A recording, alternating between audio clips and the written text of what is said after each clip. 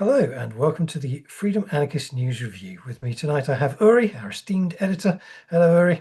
Hello, everyone. And we have an eventful week to round up, including the last three hunger strikers in the Filton campaign having called off their action on the grounds that at least some of their demands have been secured, including improved treatment and, most significantly, the collapse of a training deal between Britain and the Israeli arms firm Elbit, which is reputed to be worth about £2 billion. Over in Parliament, we've had a day of drama as Robert Jenrick, the senior Tory, who's been bucking for Kemi Badenoch's position by whinging about brown people and making videos about ticket dodging on the London Underground, has been kicked out of the party and then promptly joined Reform UK.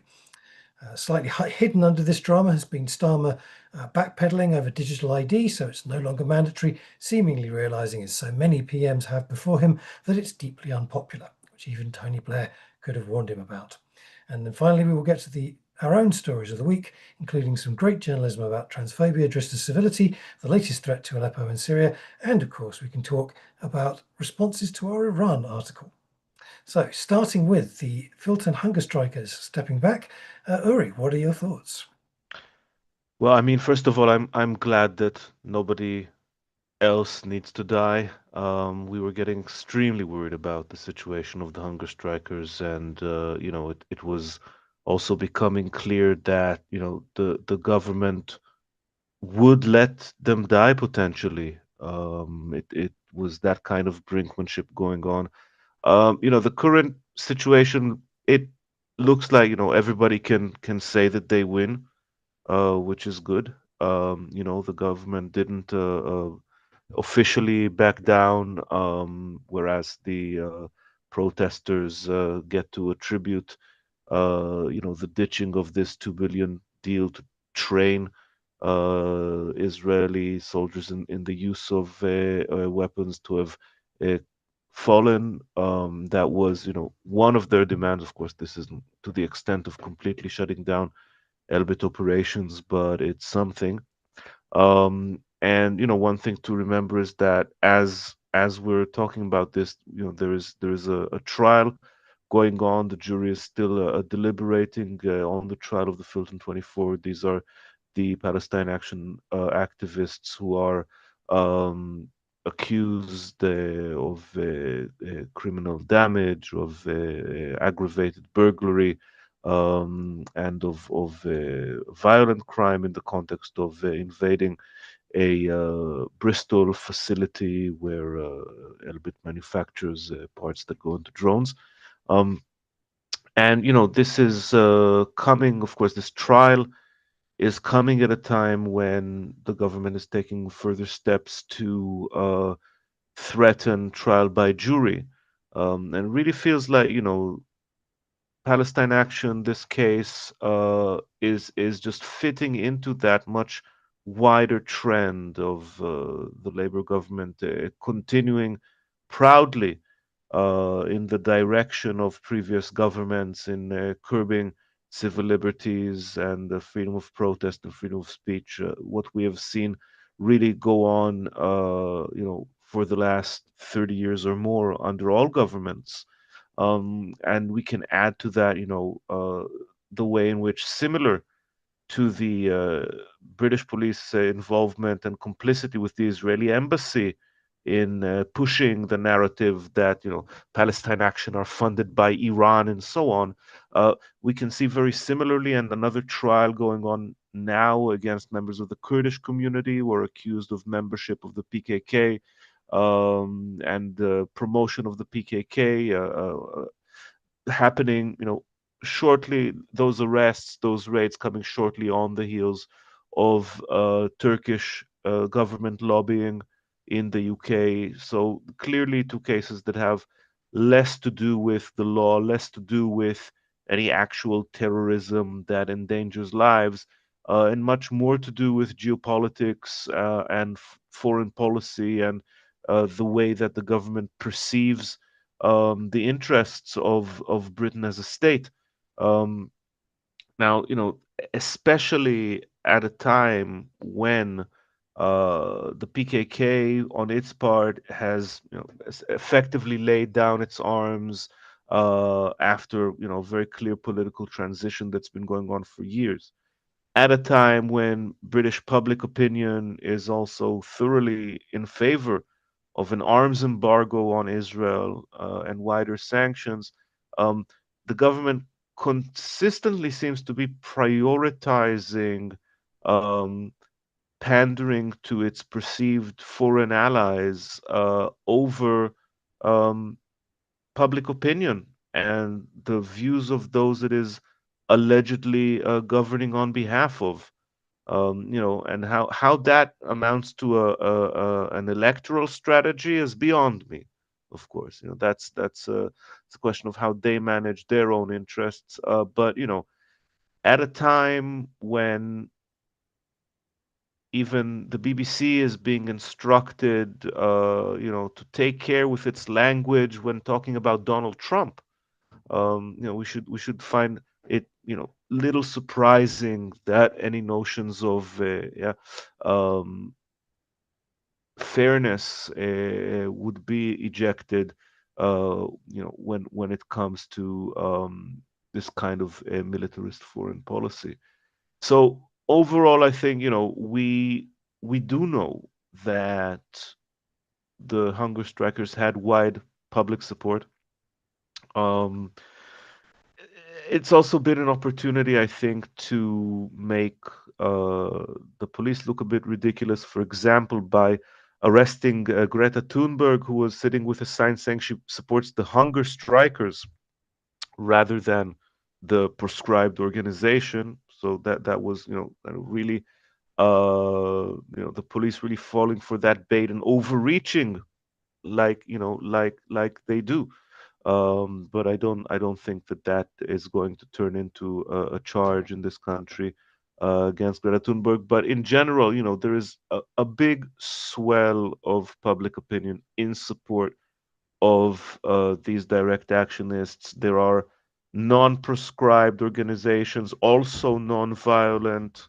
For example, the Stop Arming Israel in Sheffield, who have also done, public blockades of arms facilities in, after the proscription took place. And we're still waiting for the Supreme Court case to clarify things. I think there's also a separate case going on in Scotland, right? Where it's possible that the Supreme Court in Scotland will already preempt the one down in London by announcing that the proscription of Palestine action is illegal, is exactly that political misuse of anti-terrorist legislation that we have been warning about as the anarchist movement and the broader left in this country for over 30 years, I think. And that will cause the rest of the UK to be out of step with Scotland, and certainly for the Scottish Supreme Court to be a better reflection of the let's say the democratic instincts of the British public than of the Supreme Court in London. So this is still very much a developing story, and I don't think it's a victory by knockout, one side or another.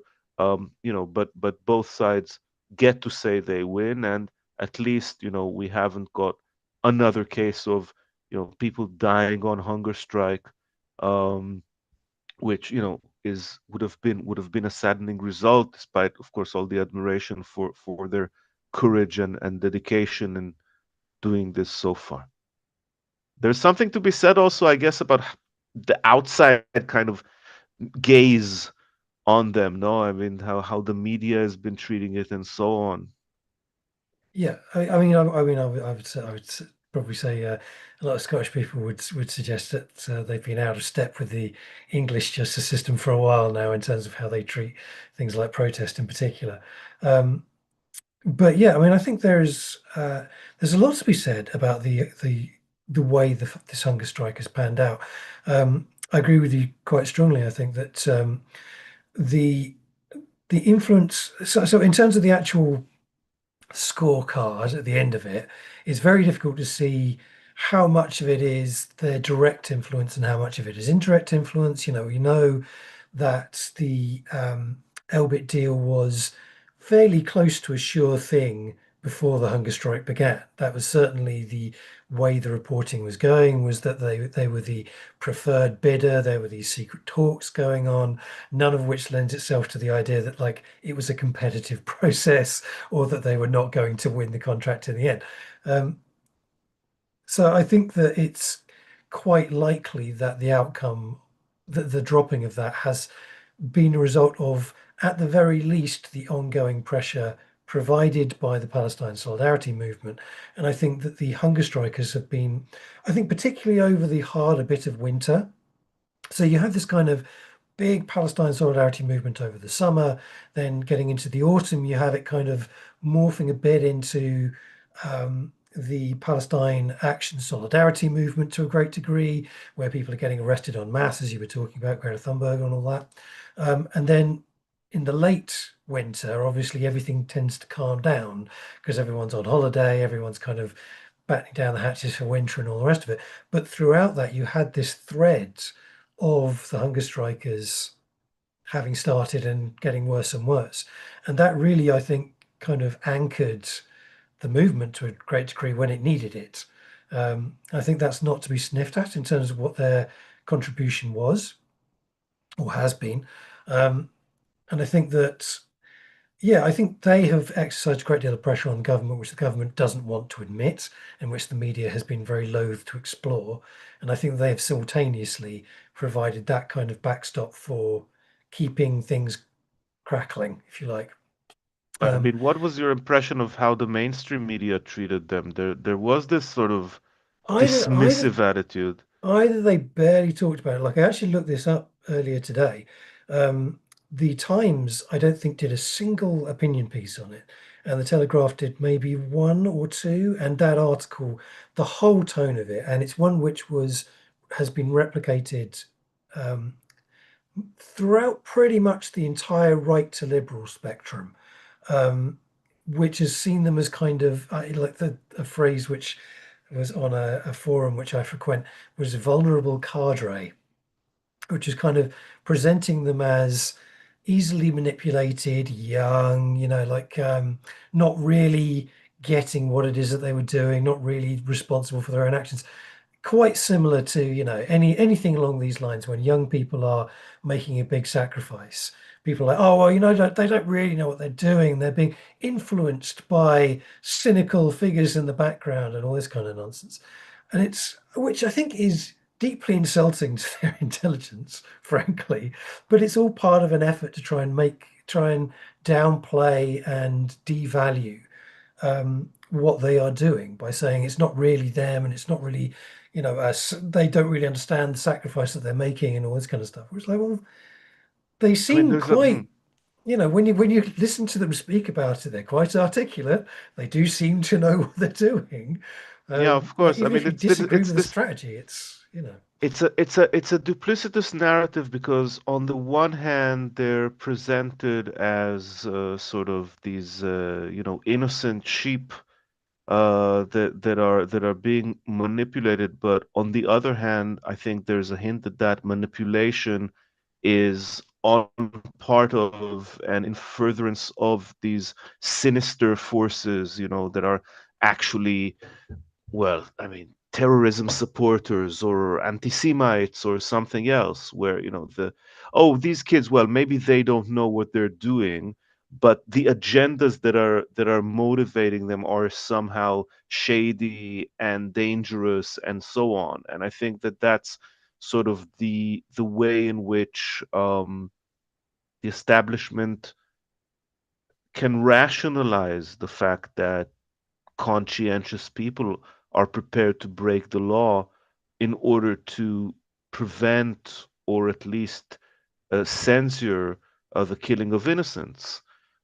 Because, rather than admit to oneself that, the government that I support or the state that I support is killing innocents, it's going to be much easier to shoot the messenger, if you will, and also Absolutely to strip them of their moral portray the messenger position. as being manipulated by something quite dangerous. So, it stops being about um, the human rights of Gazans. It stops being about war crimes, and that's how it turns out to be about, you know, counterterrorism and all that nonsense. Yeah, that being able to paint, literally to paint people who paint on an airplane as terrorists. And I think that's kind of the danger that's behind it, that there is, you know, this hinting at their supposed furtherance of terrorism in a way that at the same time can be read as being dismissive. And you know, it's that kind of vagueness that fulfills both functions. You know, and again, along with the cases with Palestine Action, with the PKK, with ID cards that we might talk about later, we can also look at what happened in Parliament. I think this was yesterday when the Commons voted to add um, life sciences to the list of national infrastructures that was drawn up in order to repress climate protesters. So people who remember, the government created, this was still under, I think, under the Tories, a list of things like motorways, yeah, electricity infrastructure, airports, gas stations, you know, which would uh, the sort of yeah, the disruption of which could now carry a punishment of up to 10 years in prison. And adding life sciences to this is basically about protecting animal experimenting or the breeding of animals for experimenting from direct action and liberation actions. You know, this is um, the kind of thing that was already brewing in the campaign against the group to stop Huntington Life Science. Now, I think is mostly sort of prompted by Animal Rising and their actions to save beagle dogs that are being bred, you know, bred for experiments. This is going to the Lords on Wednesday the 21st. You know, whether that will be a case in which again the Lords throw out a lot of these bits of legislation, and we still need to, you know, find them coming back in a subsequent piece of legislation remains to be seen. You know, but certainly, if anyone is paying attention to UK news over the last year, I think a very central story there has been this continued suppression of dissent. Anyone who's imagining that Labour would, you know, turn the course away from Tory policies in this regard, of course, was very wrong. And I hate to say it, that we were quite right in anticipating that Labour would indeed continue with that trend. Yep. Um, I mean, we might as well sort of mention digital ID while we're at it, I suppose, sort of Yes. leapfrog it on the agenda a little bit. So for digital ID, I think it's worth noting that there has been a recent backpedaling over it, not to get rid of it, because they never quite get rid of these things, but to make it no longer mandatory. Um, it comes on top of a number of other reversals, which include inheritance tax on farms, business rates for pubs, and even a few things which are sort of vaguely lefty, like the two-child cap, which took place a little while earlier. And it's also reportedly, although reportedly is a big word, wobbling a bit on jury trials as well. And this is the removal of jury trials for any crime which carries less than a 3-year sentence, Hmm. which, as we've discussed on this channel before, tends to affect exactly the kinds of direct actions that, you know, we discuss on this channel, including things like animal rights, climate change, road protests, all that kind of stuff. Yeah, I mean, I Um, think it's, you know, it's a bit, I think it's interesting that this is probably one of the only countries where election manifestos are still taken seriously or even published and discussed before elections. And I think that the way in which We these just want to function, believe. the way that these function today is also, what happens later. It's sort of these experiment balloons, right? That are supposed to gauge public opinion. I mean, I still remember how the headlines were all about then Prime Minister Theresa May proposing that we leave the Human Rights Act. This is before Brexit. Suggesting the repeal of the Human Rights Act in one of these. Oh, are you against human rights, Theresa? I mean, it was a very interesting moment, and but also clearly this kind of experimental balloon or weather vane that they bring out. And I think essentially manifestos are very similar. I mean, we shouldn't really expect policies to be dictated by anything except expedience and polling. Um, and it's often experience that wins over the polling if we look at stuff that's to do with Palestine, for example. Um, so, I'm not one to criticize the government just for backpedaling on manifesto promises, especially if those manifesto promises were bad ideas to begin with. I think it's actually welcome for someone, especially for a politician who are not the kind to do it, to say, "Well, we were wrong. This was a bad idea. We're not going to do it." Um, and I mean, I think it was also kind of silly of hearing Labour, when the Tories were in government, complain about them being not effective enough in stopping the boats, or not effective enough in being cruel to asylum seekers, and oh, we would do it better. And at this point, this is a game that only works one way, of course, as part of the ratchet effect of the right wing shift in politics. Yeah, it's also, I think an awful lot of these measures and the politics behind it. There's obviously the unity of Westminster in terms of its attitude towards civil liberties, which has always been suspicious of them, but has up until Johnson, probably up until Johnson, there was a kind of a tacit thinking process that said the general public will not wear it if we are stripping away civil liberties at a rate of knots. Maybe we'll take one or two little ones every so often. Like Blair took away our right to just rock up to Parliament Square and protest, for example. But it was a little one off the back of Brian Hoare, peace campaigner, annoying everybody in Parliament. Who was So he got camping away out with there it. during the Iraq War and had a Yes. stall there and was basically camping out? Yeah, and prior to that, they'd managed to impose specific measures against animal rights and climate protesters and road protesters, which involved you had to get an injunction. It was quite complicated. It didn't affect 95% of the public, so they got away with it on that basis. Something like ID cards or digital ID is a much broader spectrum thing, as is getting rid of jury trials. And it tends to betray a greater confidence on the part of the political class that they can start making these big moves to strip away traditional civil liberties. And I think Labour got it wrong. I think they misjudged it, which is why they're having to backpedal now, but not by as much as people maybe think.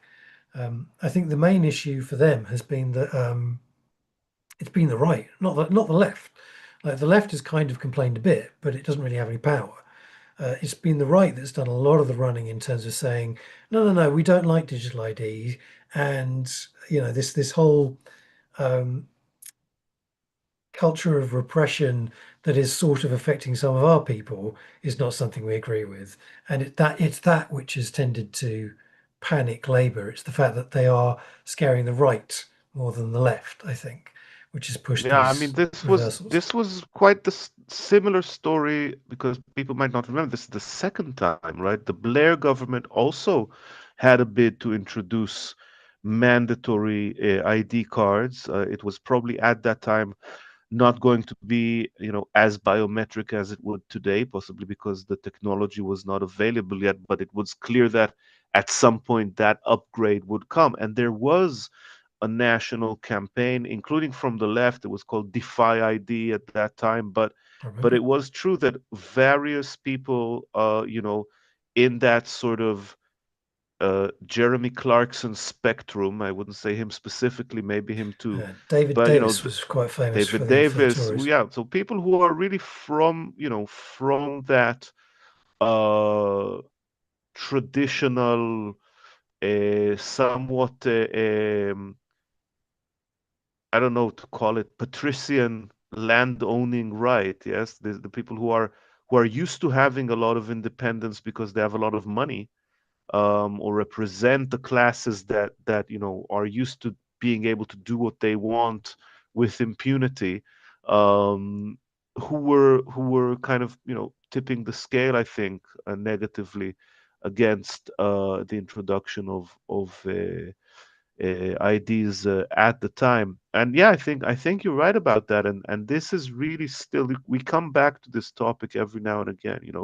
The idea that labor is essentially competing for the reform vote, rather than for its own vote, which it takes for granted. And I think they're going to um, have that assumption challenged very, very severely. The problem is that the first past the post system in this country will mean that voters abandoning labor for the Green Party or for your party may then end up handing over those constituencies to reform as a result of splitting the left vote.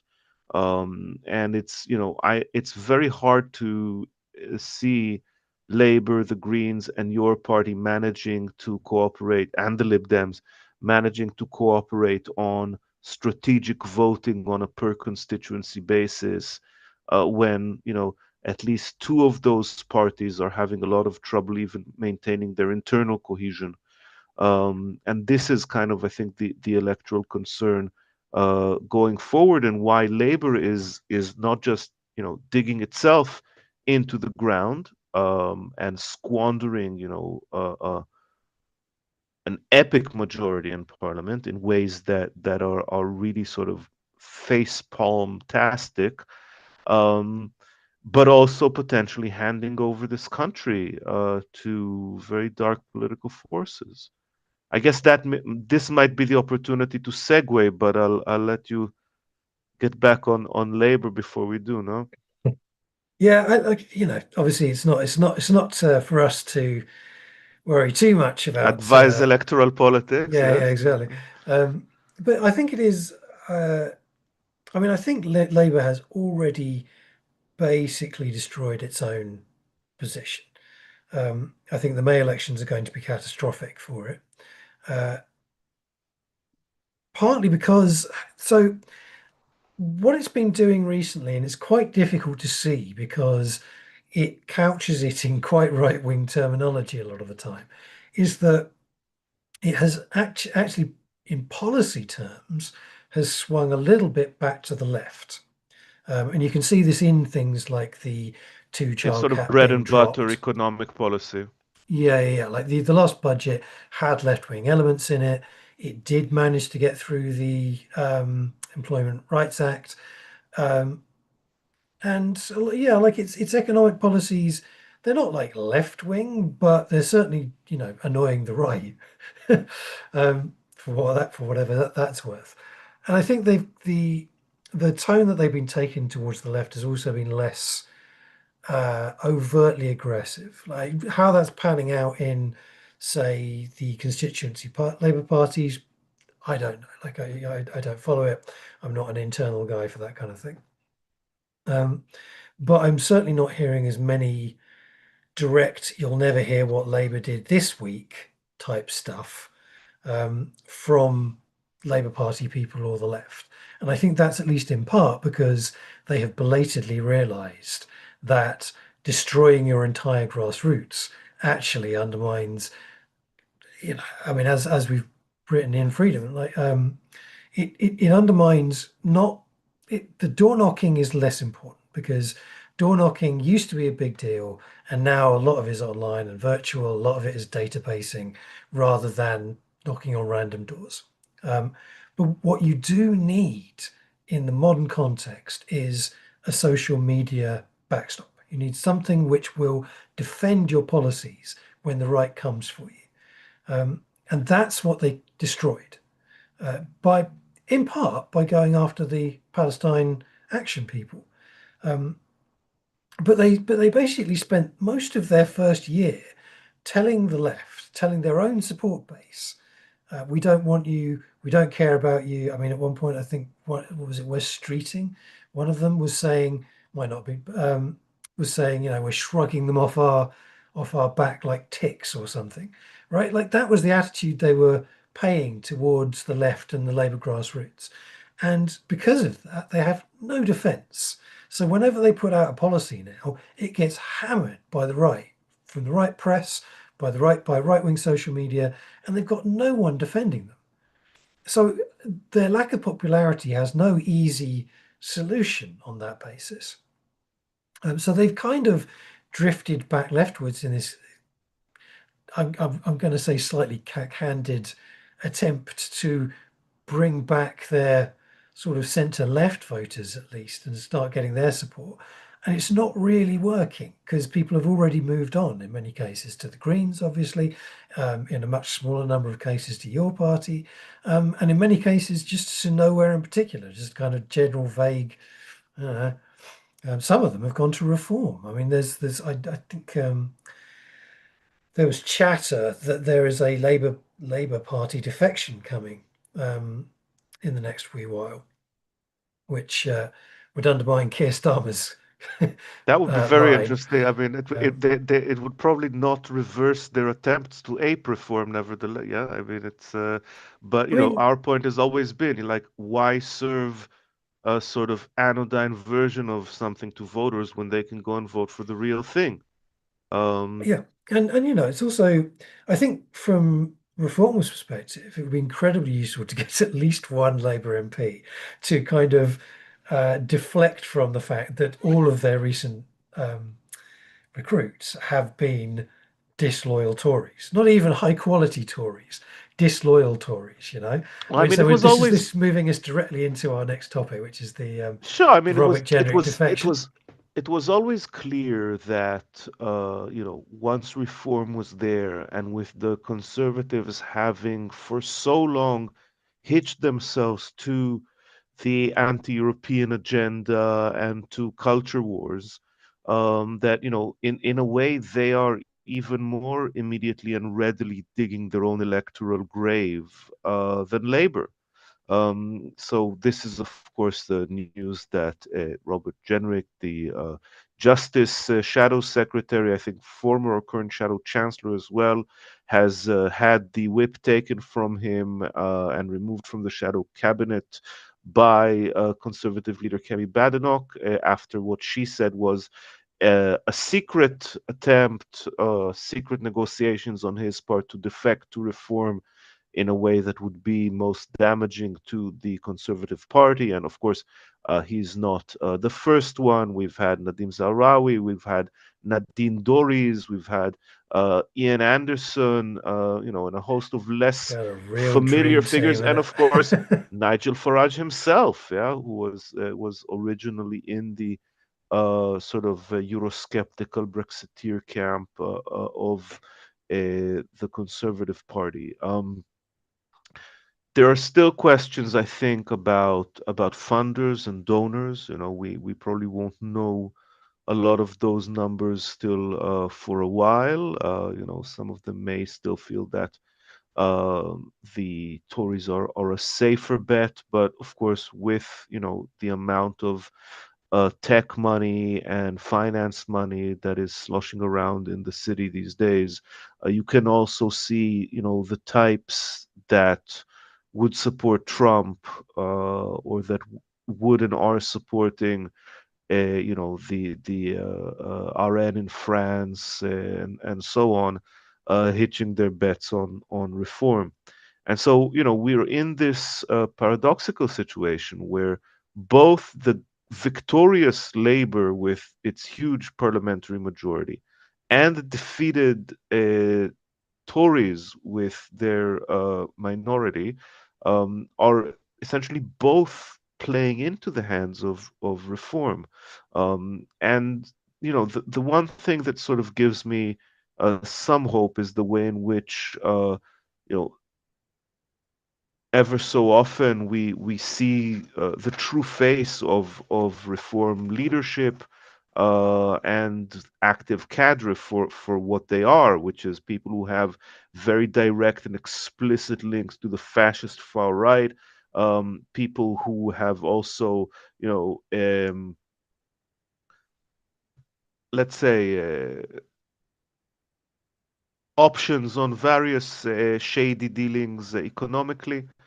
I'm not going to name names, but we've seen publications and we've seen news come out about various reform uh, uh, members or activists or representatives of various degrees Well, doing all kinds of naughty things. Um, the most recent defections. I mean, Zahawi was obviously sacked as Tory party chair in 2023 over his tax affairs scandal. Jenrick himself was caught unlawfully dodging planning controls for his mate Richard Desmond, of all people, in 2020. Like these are low quality Tories.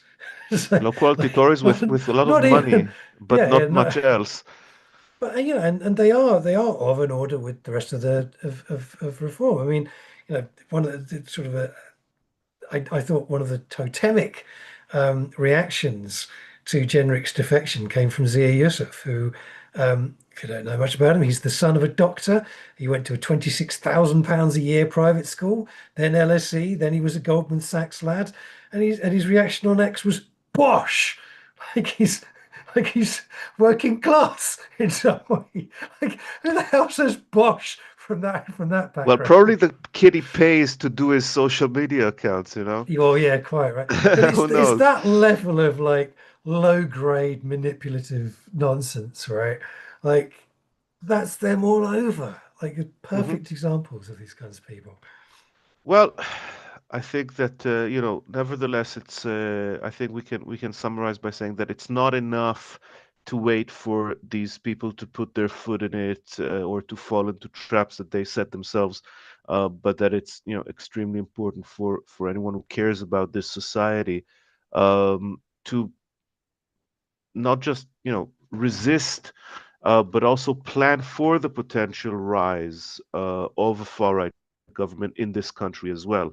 And the one thing that is concerning is the way in which there is still very much of this "it can't happen here" narrative about reform actually taking power and actually doing the sort of farcical fascism act that Trump is doing in the United States right here. But in fact, and this is sort of why, as anarchists, we sometimes have no choice but to commentate on electoral politics.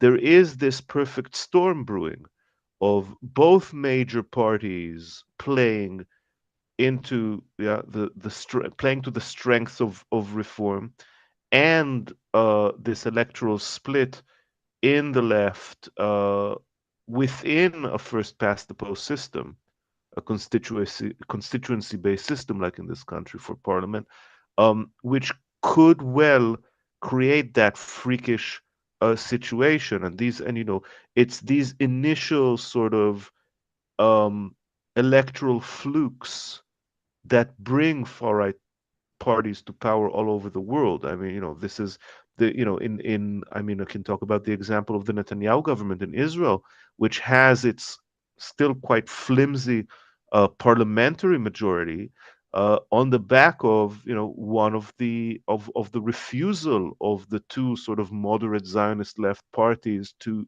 unify, and as a result, about four or five seats going becoming lost. And the same story with the Palestinian citizen parties in 48 Israel that broke up their previous union, and that resulted in in two or three seats and getting lost. And so essentially the sort of liberal Democrat, national Democrat wing, both the Jewish party and the Arab party, are not in parliament.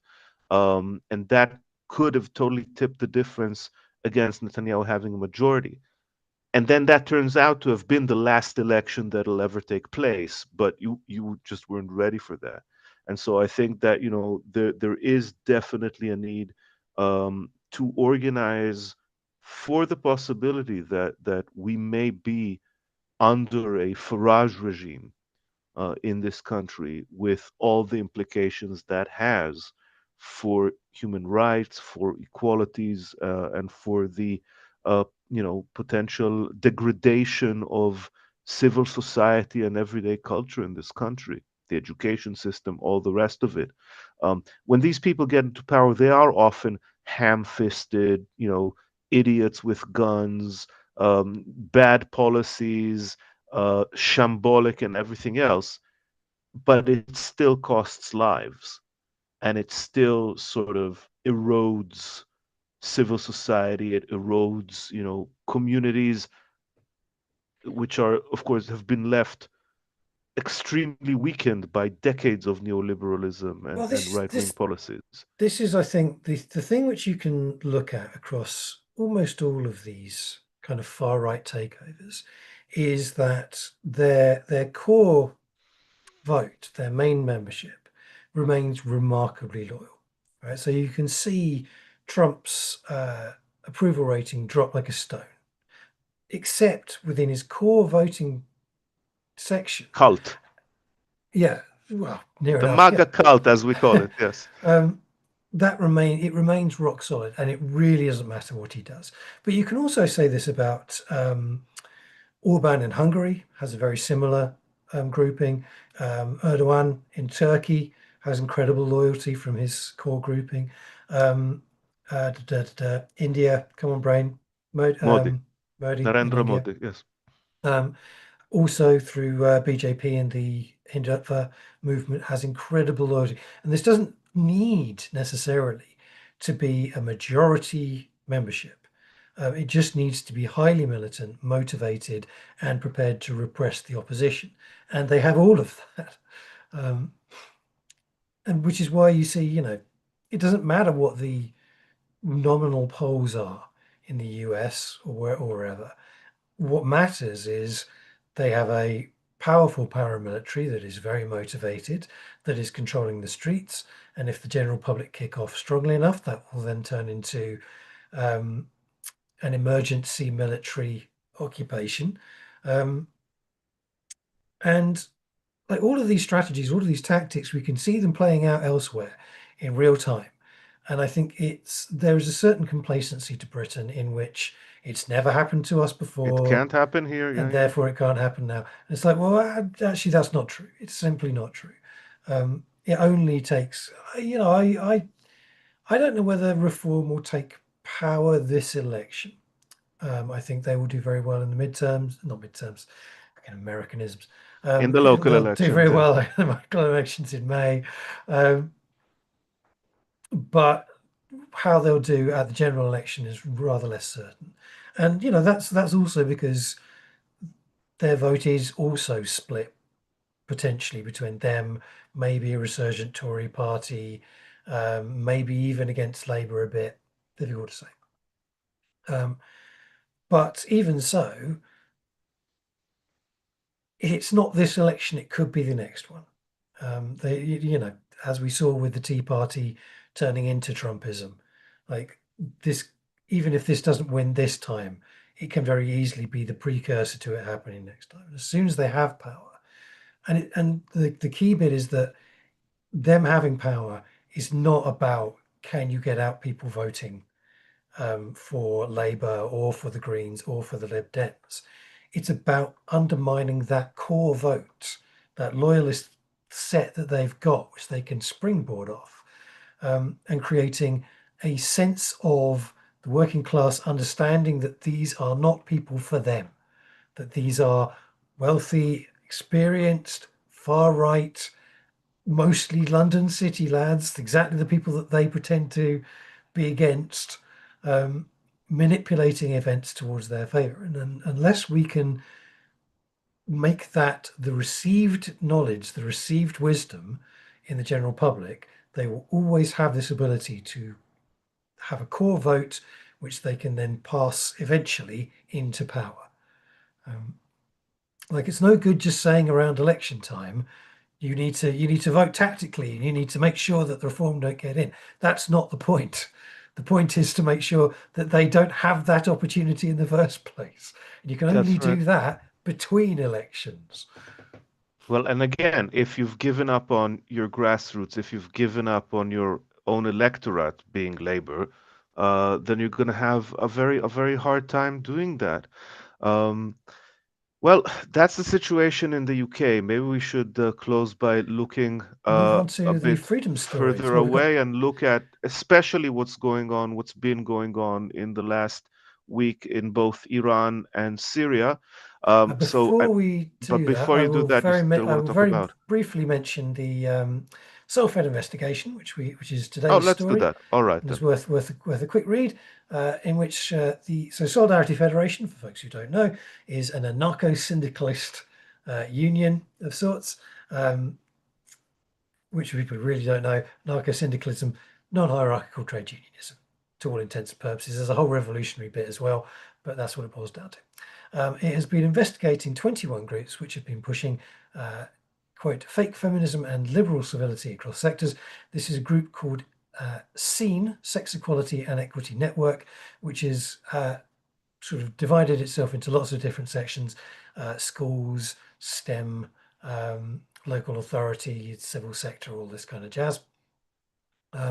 Emerged since 2020 and are active today.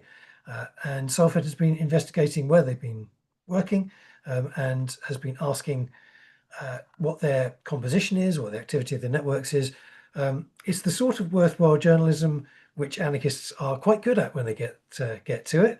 There's not enough of us doing it, and would thoroughly recommend reading it. Yeah, you can find this on freedomnews.org.uk. Solfed's expose is looking at what is, portraying itself as a sort of wide-ranging network, but because there is so little actual information, could just be a bunch of astroturfing and a branding exercise.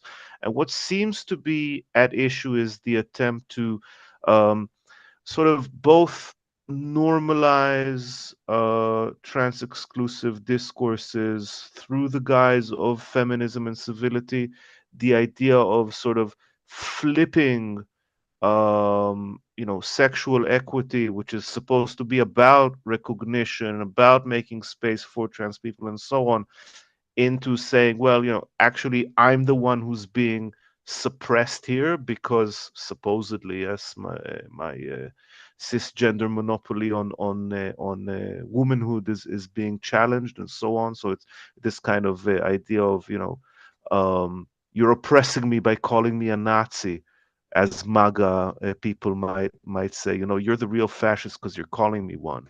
Um, and the other thing seems to be this sort of support network for people who are on the receiving end of complaints for their transphobic behavior.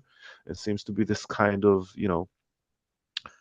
turfy legal aid and or even pre-legal aid in a way that is supposed to sort of help people who are being these are my words, yes, in bunny ears, hounded by the woke crowd, and not being allowed to be bigots and transphobes, and to yes, breach the employment rights of employees that they don't like, and so on. The full report is available on the Solfed website, and we have included a short kind of summary with a link to that full report that, yes, indeed, we recommend people have a look Yeah, at. yeah. I Um, would. this might It's. also be, yes, I mean, I was just going to say, there's you can sort of see the line that they drew between the campaign that went on against Stonewall, and saying, well, we need a rival, a turf rival to Stonewall. There's a clear kind of, yeah, okay, so this is a strategic idea that someone has come up with. Um, Hmm. And I think that from the looks of it, it is firstly, or it starts as a branding exercise, and it starts as astroturfing. But with these kind of things, people might still catch on. Like you said about the Tea Party and MAGA. The Tea Party was largely astroturfed and paid for, but it put out those ideas, this kind of permission to be racist ideas that a lot of people saw and said, "Oh, I like that," and actually kind of joined in from the grassroots. And I think that yeah. that's still something to be concerned about and to monitor very carefully. This is probably the time also to thank all of our viewers and readers, all the people who watch this YouTube broadcast, whether it's live, whether it's later on. And, as we go from strength to strength, we will try to make this much more interactive and have comments and have more people on and be able to, do all that Twitch thing and everything else that seems to make people happy. We need a But producer. yeah, we need a producer. We need some. We need a studio.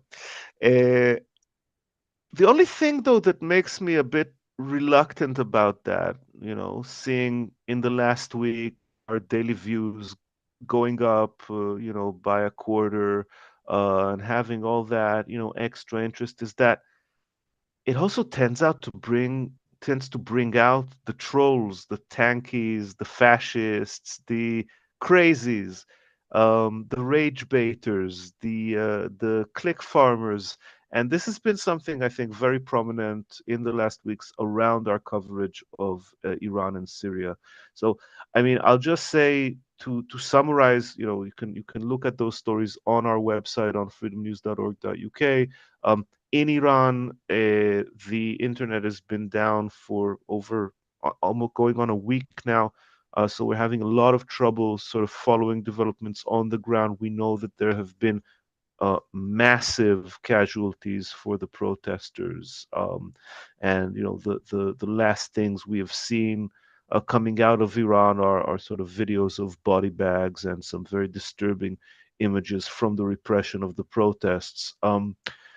We continue to recommend that people follow Anarchist Front in Iran. They have a Telegram channel. If you look at the interview we did with them, you can see a link to their social media. In Aleppo, there have been sort of clashes, attacks from the Syrian government forces, the HTS identified government forces, on mostly self administered Kurdish neighborhoods. There's been an exodus of civilians from those neighborhoods and an escalation of tensions with Syria in the last days.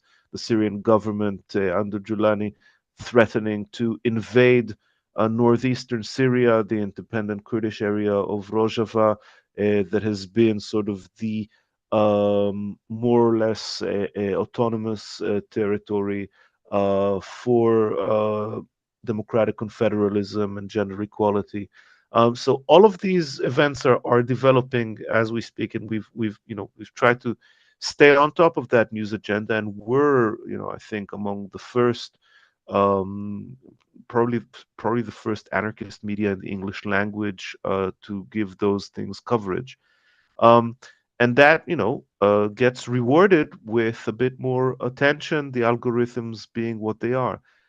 And the next stage is that you get a barrage of comments, for example, about the Iran protests, saying that it's all being instigated by Mossad and the CIA, or and essentially this kind of and we heard that too, with the way in which people were criticizing the American imperialist action in Venezuela, yes, the abduction of Maduro and his wife and so on, without also mentioning that this is a corrupt dictatorship that we have no real reason to support.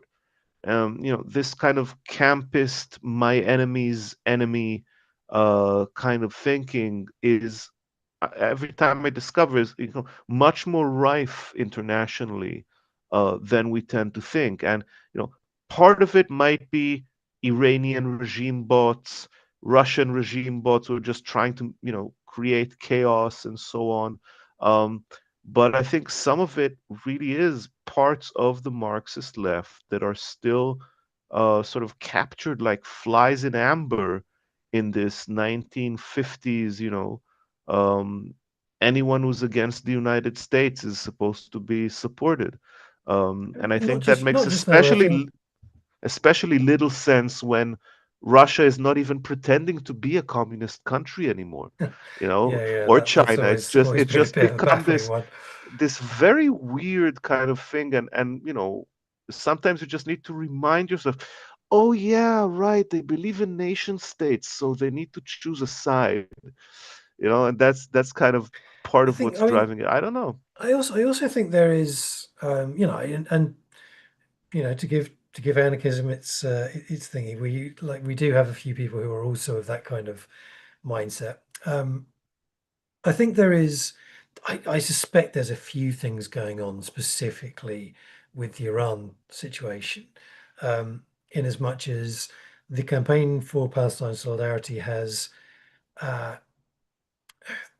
there is a critique, and there is kind of jumping on board and getting and sort of half-arsing how you understand it, and coming up with simplistic ideas, including, yeah, everything is the fault of Mossad, or everything is the fault of the IDF, which is like, it's not quite the same as it's the Jews, but it is a simplistic, conspiracy minded take on stuff, which says, oh, well, this clever secret service is puppeteering everything from behind the scenes. It's like, that's not how major uprisings work. Like, you can get a certain way with, outside influence, and you can certainly be, an opportunistic force within that influence, within that situation, as we've seen with the US, right? The US, because Trump, one of the things which is great about Trump, and I don't say that very often, um, is that he is so blunt that he bypasses an awful lot of, the more difficult and subtle techniques that He would says the usually be quiet part used. out loud, as Yeah, they say. right. So he just straightforwardly says, "Well, we want the, general public to overthrow, the regime, and maybe we'll install a Shah, and in order to help that, obviously we'll threaten the regime a bit, with maybe bombing them or something. I don't know." And you're just listening to all this, going, "Yeah, like if this was a competent, underhanded approach, they would be doing similar things just without saying it to the press." And all of that absolutely does go on. It's absolutely a true thing that places that Israel and the US will be Oh, of trying to course. I mean, influence matters. as soon as the protests started, the Israeli foreign ministry was very openly in its channels, both in English and, of course, in Persian, because it has a channel in Persian, putting out, with the hashtags and support for the protesters against the regime. Like, actually, if they really wanted to help them, they would shut up because there's nothing that would Mhm. undermine, confidence in those protesters more than being seen to be supported by the Israeli government. So you never know, and if they realize that, maybe that means that they are trying to undermine the protests, perhaps because they're afraid that that would embolden the Israeli protesters or those that are left of them against the Netanyahu regime. But yeah, there's a difference between piggybacking and manipulation, and I think that overall, like the only real antidote to this sort of simplistic black and white thinking is a well-informed analysis and actually knowing your facts, and two, paying attention to what is coming out of the protest movement itself, and doing that in a way Absolutely. that is not mediated by by various media, yes, media outlets that have an agenda one way or the other. I mean, I think it is sort of a lot of what I'm hearing now, for example, on Israeli media is like, oh, all these internationals that were against the, against the genocide in Gaza, why aren't they now supporting the Iranians that are going against their regime? And like we are, but it's also true that there are parts of the Marxist left that are not supporting the protest movement in the same way that they were not supporting the Syrian grassroots opposition and instead choosing to support the Assad regime. And yeah, I of course, it's true that these grassroots protests start and then they might lead to something worse. And okay, they started it in Syria and look what happened. Yeah, but they were I still find doing it the right thing, and that was legitimately still the process to support. it's a legitimately bizarre thing that the left, so most of the British left, for example, has been highly critical of the Iranian regime for most of the last 20 years. Like they have wanted rid of it. And, famously, the regime killed off all of the leftists and secularists once it gained power, right? Like it's no friend of ours. um, and then the moment something actually starts kicking off, it all becomes, oh, well, this is actually just a color revolution, and it's all just Western imperialism. And it's like, okay, so you want you want this to happen, but you don't seem to trust any means by which it would happen. So where are you under those circumstances? Like, I think part of it, what is the point of your analysis even? If it just leads you to, well, we don't like Iran, but also we really don't want it to be overthrown, and we'll support the people we don't like because we think it might also benefit people we don't like. Like it turns you into a completely pointless entity under those there's part of it I circumstances. think that's also, visible with the reactions in the US, for example, of, these centrists, people like Ezra Klein and so on, to, oh, we shouldn't we should be reasonable and moderate in how we deal with ICE in the streets, right? Or that they are repressing us harder because we're resisting them. There's an excellent piece by Crime Thing that came out in the last month. It's called "It's Safer in Front," or "It's Safer in the Front," which is about how actually resisting and going on the offensive makes you safer rather than cowering. And I think part of what motivates that also is that people see the a big swell of a social movement, and they are afraid of it becoming ungovernable.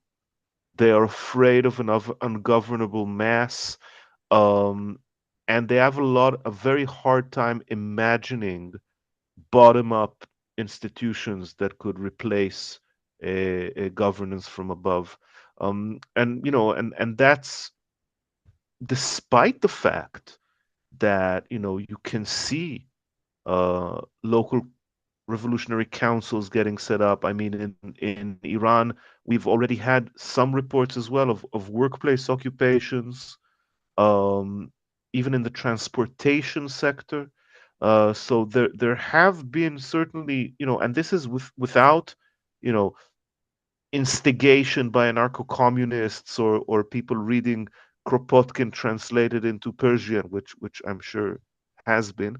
Um, it's what happens from the bottom up when there is an upswell of a grassroots movement, like the anarchist methods of revolutionary action are precisely not the ones that are blueprinted or brought in from the outside. They are identical to what people do when they rise up against oppression. So these structures of grassroots bottom up organizing, of mutual aid, of communication, of various sort of forms of a ungoverned, decentralized organizing are the stuff of social change from below.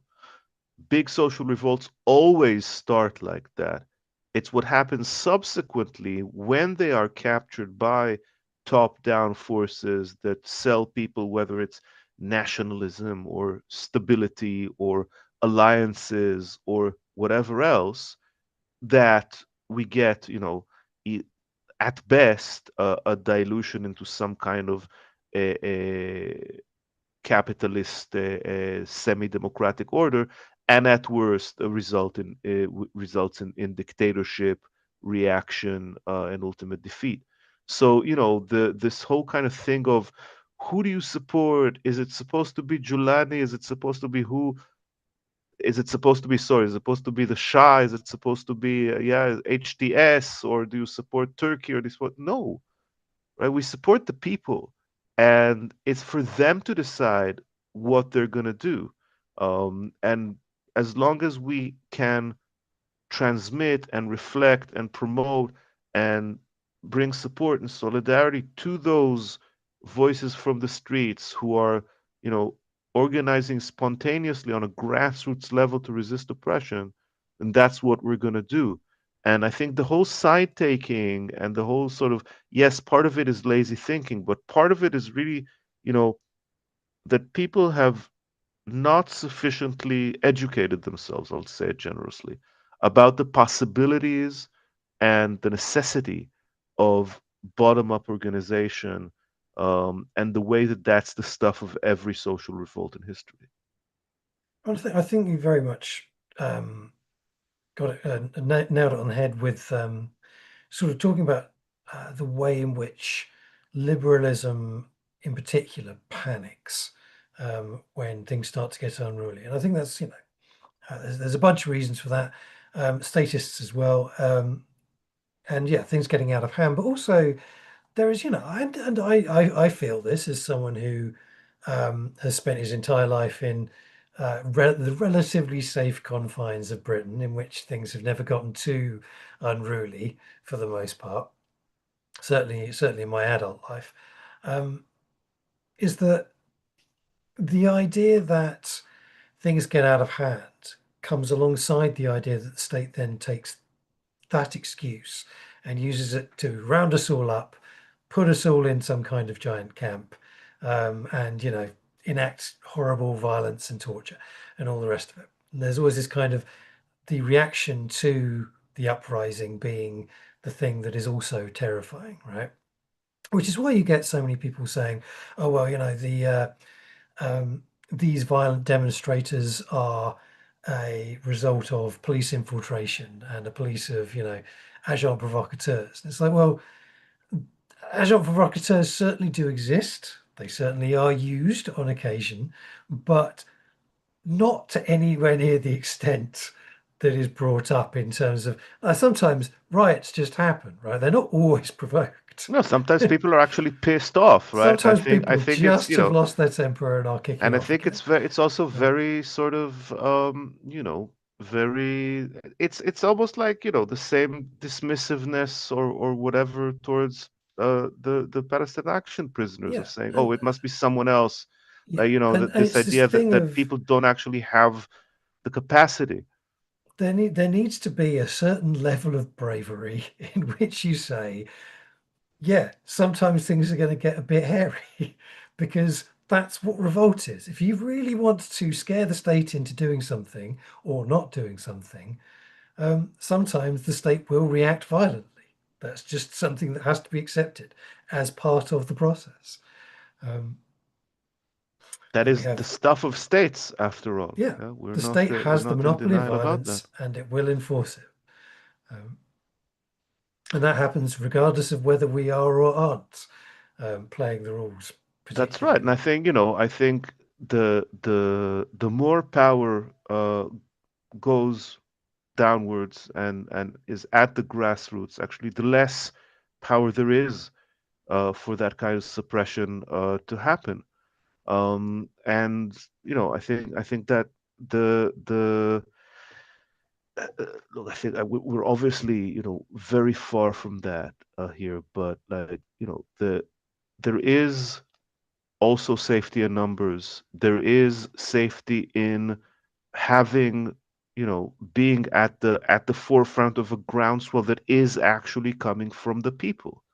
In the end, dictatorships like Iran, um, as well as sort of spectacle regimes like the Western democracies, they're brittle because they depend on some kind of manufactured consent of one kind or another. And, it's extremely hard to, I mean, even North Korea, and it's not just brute force, it's a lot of manufactured consent. I mean, they have high levels of both. But once consent breaks down, um, these regimes are brittle, right? They're not able to survive because they are the ones who have to spend so much energy and so much funds day in, day out, maintaining that legitimacy and maintaining people's fear of them. That's a very Well, high maintenance the cost. the last time I checked the ratio of security forces to population in Britain, it was something like 500 to 1. And that's the thing which the state really doesn't want people thinking about is how um, easy massed resistance would find it ultimately, if it happened that way. Because if every town and every village was unruly, they simply wouldn't be able to cover it. That just wouldn't be something that the state could do, and that's the case worldwide. Is that states cannot afford to pay enough people to forcibly repress the general public. They have to do it via, as you say, manufactured consent because that's the only option they really have. Just to say, I still think Britain is going to be the last country where capitalism is abolished, unfortunately. Um, so we're Yeah, not, I wouldn't be surprised. and that We're also gives us the ability to say that we don't expect anything like that to happen here in the near future. Um, I think I I think you I know think we I'm an could do with optimist. people thinking for themselves more as a first stage. That would probably Yeah, be a I good mean, start by itself. this is what it all ultimately boils down to, right? Is that you can't. The first thing is the imaginary. You can't get people to overthrow society without thinking they can overthrow society and that there might be something else. That's the uphill struggle. Um, Well, I guess on that optimistic note, we should yes. probably Thank end you to our today's readers, program. and indeed to our final commenter who said it was Russian propaganda, losing yet another ally in police, perhaps ally in a week, perhaps. Well, wouldn't surprise me a little bit. We'll have a bit uh, more of that, I think, in the next programs, maybe if we have the opportunity to read some comments as we go along. that's Okay, right. well, Right, thank you everybody for listening. Thank you, Simon, for having me on the show absolute today, and pleasure. And join us next week as well. And check us out yes, on social media. We're on Blue Sky, we're on Twitter, we're on Instagram, we're on Telegram, we're on freedomnews.org.uk and freedompress.org.uk. All right. Thank you, everybody. Thank you,